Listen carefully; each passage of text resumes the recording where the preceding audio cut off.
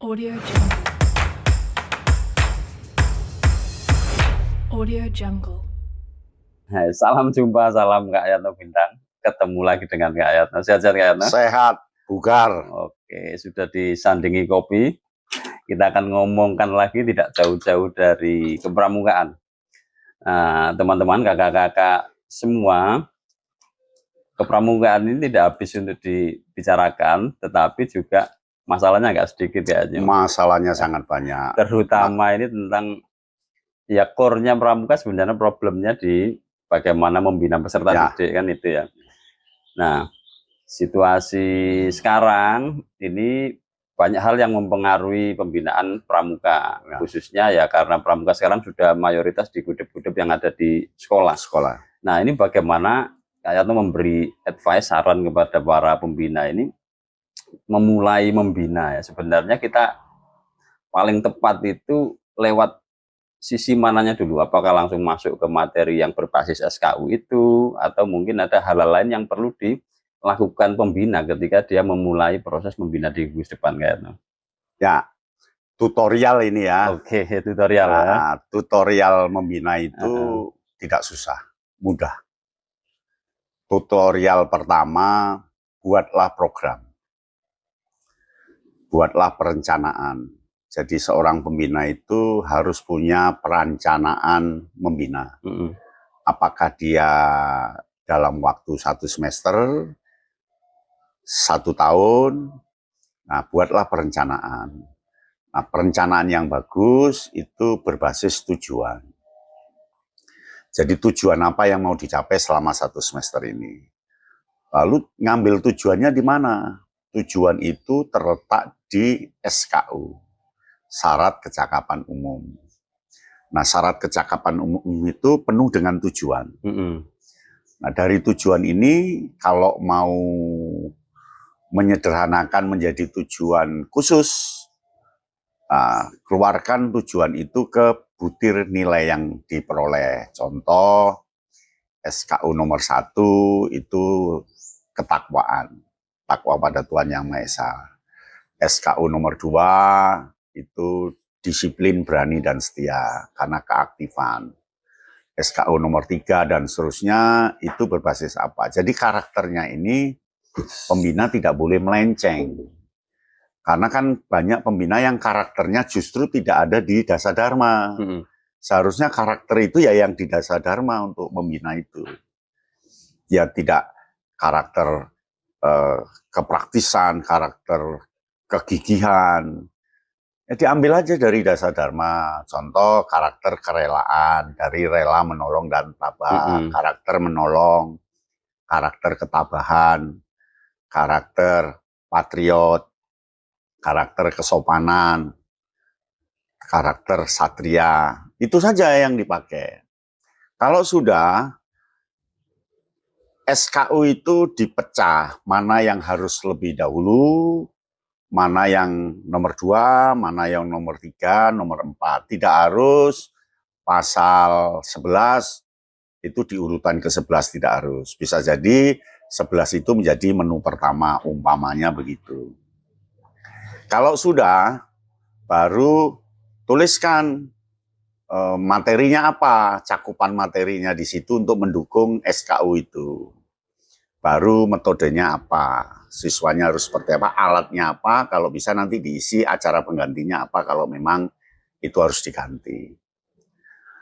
Nah, baru yang ketiga itu formula mingguannya. Dia pertama ya jangan baris di absen, di presensi terus pulang. Game, presensi pulang, bukan itu. Ya harus ada upacara pembukaan latihan. Nah, upacara pembukaan latihan ini prosedur tetap, protap, untuk mendukung kebangsaan. Setelah upacara pembukaan latihan, adakan pembiasaan di grupnya, di regunya, di barungnya, untuk mungkin urunan bersama, atau data, diskusi di kelompoknya, apa begitu. Beri kebebasan di situ. Disitulah patrol system berperan. Setelah pembiasaan, baru materi SKU-nya. apakah di halaman sekolah, apakah di kebun orang, atau di lapangan, atau mengundang instruktur dari luar untuk SKU itu. Diperbolehkan. Jadi tidak harus pembina itu yang harus selalu tidak harus pembina, ya? Karena pembina itu kan bukan dewa. Pembina itu kan hanya pendamping yang mengarahkan apakah ini sudah beruji petik atau belum, apakah ini sudah bagus atau belum. Nah, sehingga pembina itu tidak bisa semua SKU pembina yang menguasai. Kita harus percaya pada orang lain dan tentunya harus komitmen lah dengan orang lain.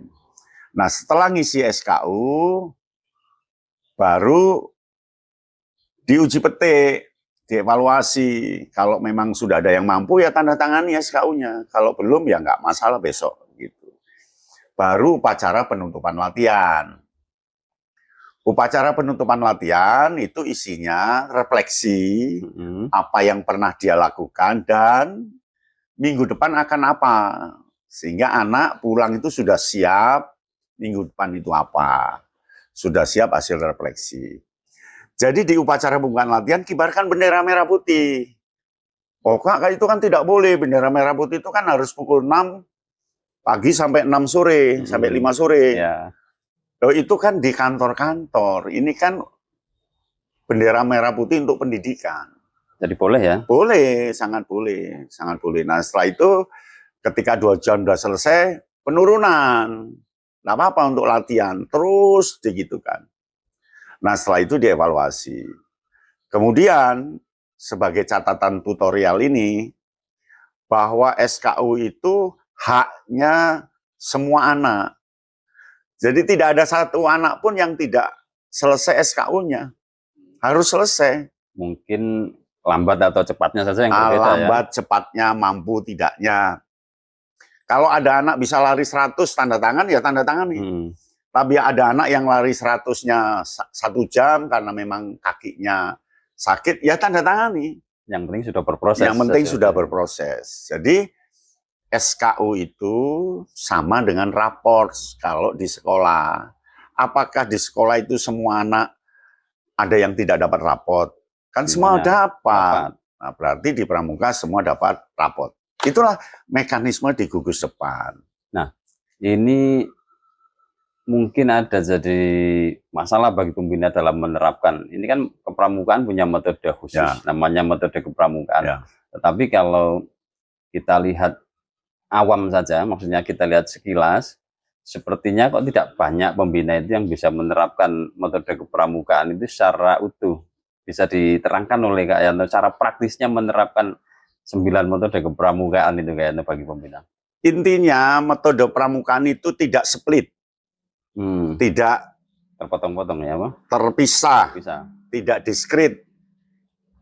Tetapi metode kepramukaan itu terpadu. Terasimilasi, bercampur. Jadi metode itu bisa sekaligus bentuk kelompok, sekaligus learning by doing, sekaligus pemberian penghargaan. Atau nanti pertama itu pemberian penghargaan dulu, baru dia berkelompok, terus berada di alam terbukanya itu kan setting. Setting, jadi suasana itu alam terbuka. Nah, alam terbuka ini diisi oleh learning by doing. Nah, metode itu harus dijalankan semua. Tidak boleh ditinggalkan Tidak boleh ditinggalkan salah satu. Hanya pencampurannya, pemodifikasiannya yang harus diatur oleh pembina.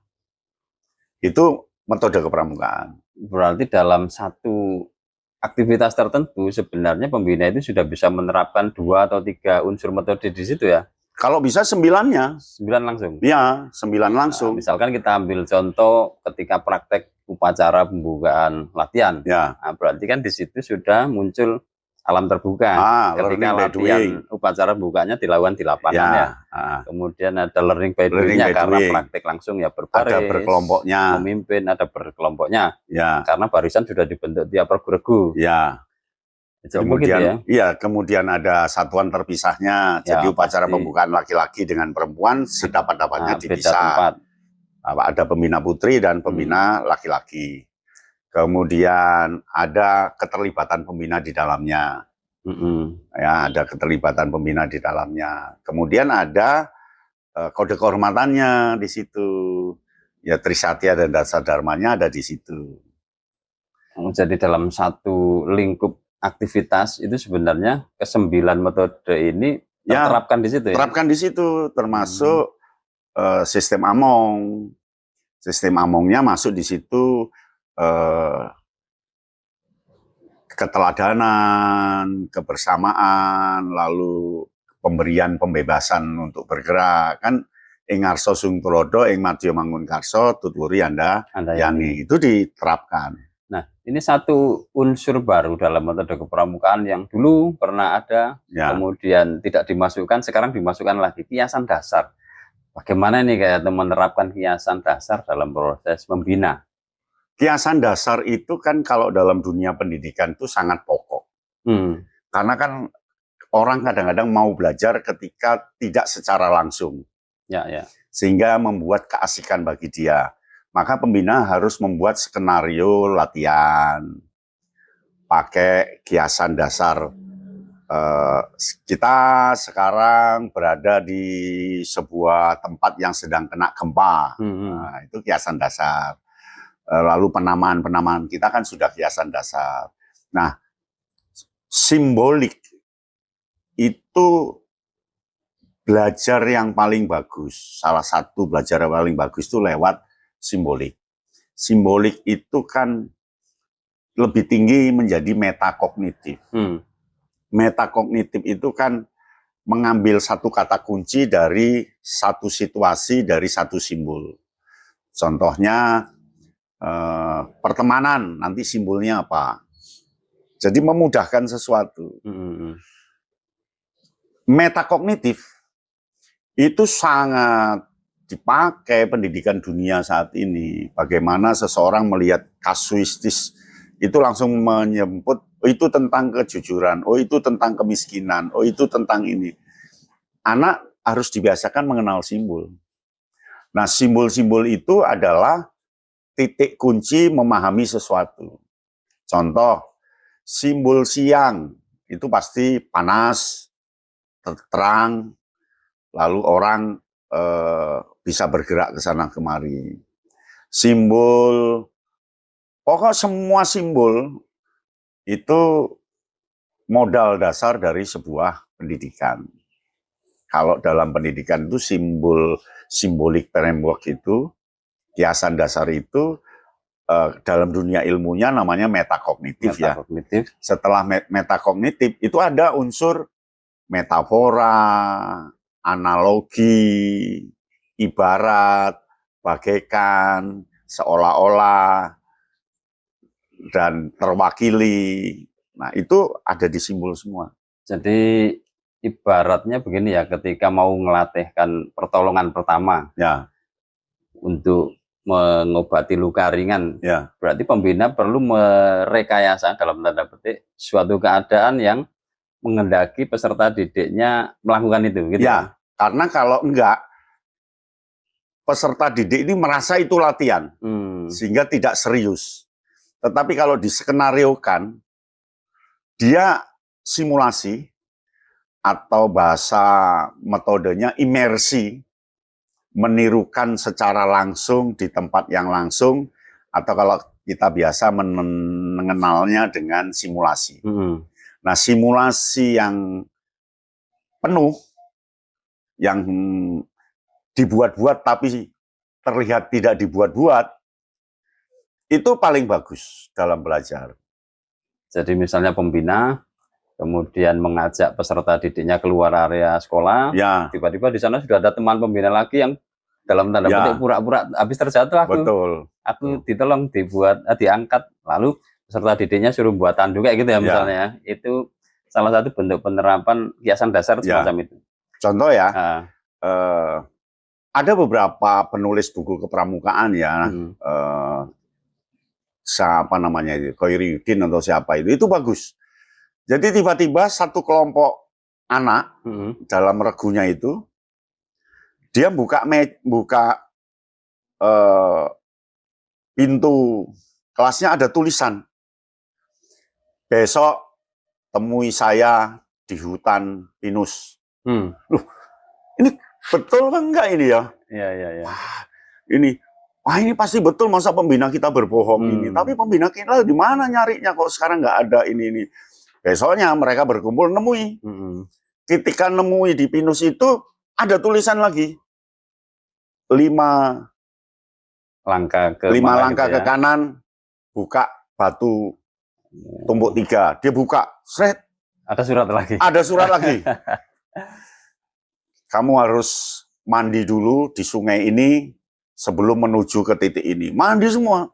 Begitu sana betul ada pembina di situ ini. Nah, jadi skenario yang seolah-olah tidak terjadi, tidak direncanakan, tapi terjadi.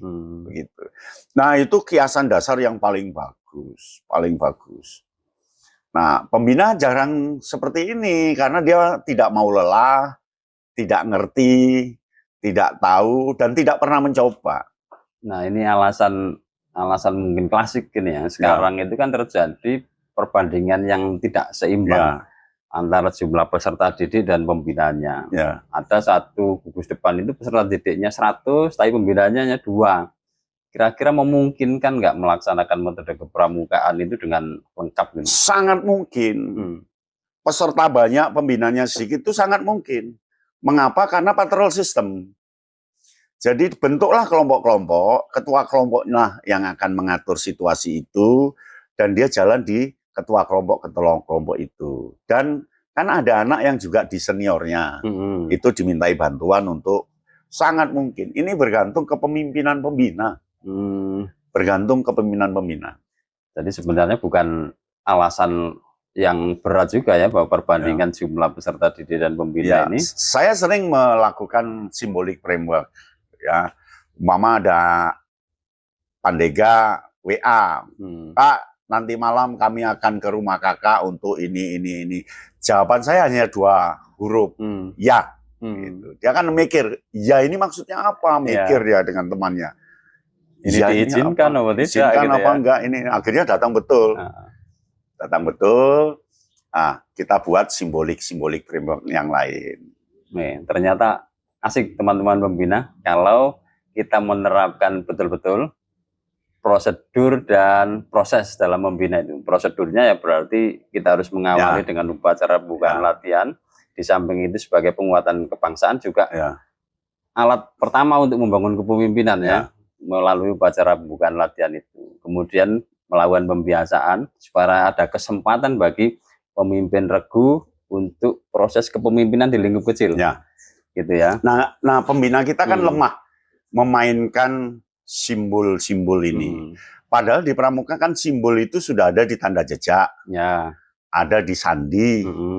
Ada di kata-kata. Ada di mana. Itu kan latihan simbol-simbol bahwa di antara sesuatu ada sesuatu. Dan ada sesuatu itu ada makna sesuatu. Ini yang harus dikenalkan lewat tanda jejak, lewat sandi, lewat pemeranan, lewat apa. Kreativitas pembina itu sangat dipentingkan. Jadi pembina itu jangan seperti ngajar lawaran gitu, hitam putih gitu, enggak. Di pramuka itu ada seninya. Seninya itu ya simbolik framework itu. Bisa jadi kalau ini hari Jumat jadwalnya membina, hari Kamis pembina sudah menata situasinya sudah gitu menata situasinya, sudah membuat skenarionya. Nanti kalau peserta datang, kita akan sembunyi.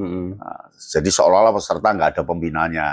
Ternyata kirimi pesan ya, ada pesan di kelas tadi. Pesan tadi untuk membangun inisiatif. Nah ini menarik, tapi kan jarang pembina seperti itu. Jarang. Asik ini kakak-kakak pembina. Ini kesempatan bagi kakak-kakak untuk mikir ragam skenario membina supaya adik-adik selalu berkesan dalam latihan dan merindukan latihan berikutnya. Ada kejutan apa lagi ini dari pembina saya gitu ya kira-kira. Betul. Jadi simbolik framework itu untuk ngangkat kesan. Untuk ngangkat kesan dan ngajari memaknai sesuatu dari sesuatu. Siap itu. Sesuatu dari sesuatu. Maka pembina untuk mencapai tujuannya ini banyak halang rintang yang menuju makna akhir tadi ya. Kira-kira begitu betul, ya. betul. Oke, selamat berkreasi para pembina. Tutorial tadi diingat betul-betul, jangan lupakan prosedur tetapnya, bahwa latihan kepramukaan itu dimulai dari upacara pembukaan, baru masuk ke pembiasaan, kegiatan intinya, baru ditutup dengan upacara pembukaan latihan. Dan jangan lupa, bungkuslah latihan itu dengan simbolisasi, symbolic framework atau istilah kita kiasan dasar, supaya berkesan dan semakin menarik latihan kita. Terima kasih, sampai ketemu lagi dan ngopi lagi kita. Salam Kayana Bintang. Ya. Oke. Audio Jungle.